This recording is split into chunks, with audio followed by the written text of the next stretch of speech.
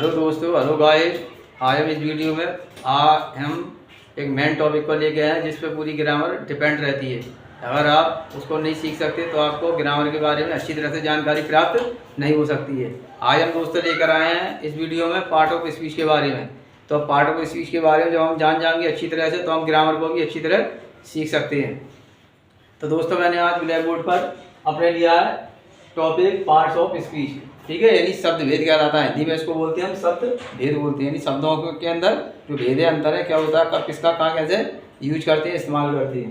तो दोस्तों मैंने लिखी है इसकी परिभाषा लिखी, इसकी डेफिनेशन लिखी है मैंने, ठीक है। मनुष्य अपने भाव, विचारों, इच्छाओं आदि को व्यक्त करने के लिए जिन शब्दों का इस्तेमाल करता है, ठीक है, वे शब्द ही पार्ट्स ऑफ स्पीच कहलाती हैं। क्या कहलाती हैं?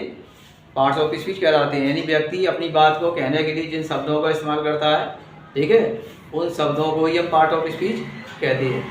क्या कहते हैं? पार्ट ऑफ स्पीच कहते हैं।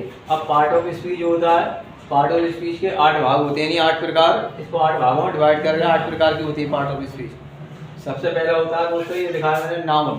क्या होता है? नाउन।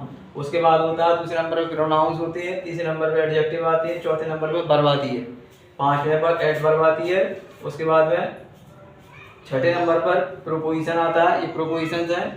उसके अलावा 7वें नंबर पे कंजक्शन आती है, उसके 8वें नंबर पे इंटरजेक्शंस आती है।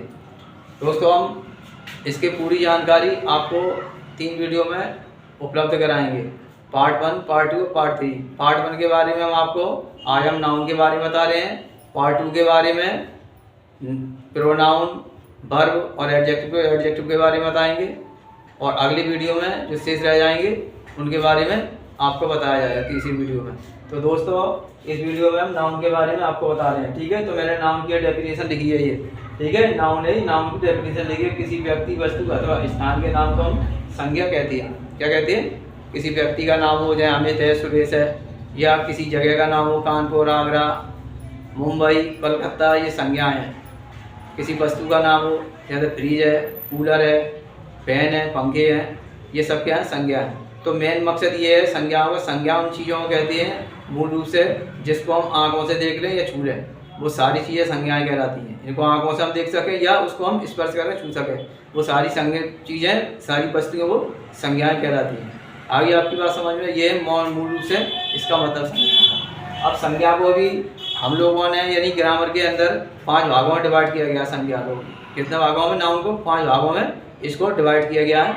तो मैंने लिखा है, ठीक है, नोट के द्वारा। नाउन भी 5 प्रकार की होती है। कितने प्रकार की होती है? 5 प्रकार की। सबसे पहले होता है प्रॉपर नाउन, ठीक है। प्रॉपर नाउन क्या होता है? प्रॉपर नाउन के अंदर व्यक्तियों के नाम आते हैं, रहीम है, करीम है, सुरेश है। तो मैंने एग्जाम्पल के तौर लिया है नाम, ठीक है, अमित है, सोहन है, करीम है, जितने भी नाम आते हैं सब प्रॉपर नाउन के अंतर्गत ही आती है, उसके अंडर में ही आती है।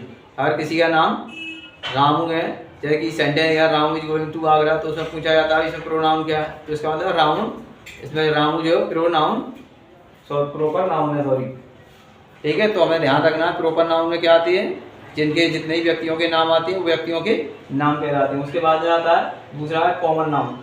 कॉमन नाउन का मतलब होता है सामान्य संज्ञा कहलाती है। सामान्य संज्ञाओं का मतलब है कोई व्यक्ति हो, ठीक है, नाम नहीं हो किसी व्यक्ति को या किसी को उसके समूह के नाम से अलग है, लड़के, लड़कियां, बच्चा, बच्चे, औरतें, आदमी, कबूतर, कुत्ते, भेड़ियाँ, ये सब क्या होती हैं? सब ये कॉमन नाउन में आती हैं। इनको सबको हम कॉमन नाउन में व्यक्त करते हैं। आगे है तीसरा एब्स्ट्रैक्ट नाउन, ठीक है। एब्स्ट्रैक्ट नाउन ये तीसरा होता है, ठीक है।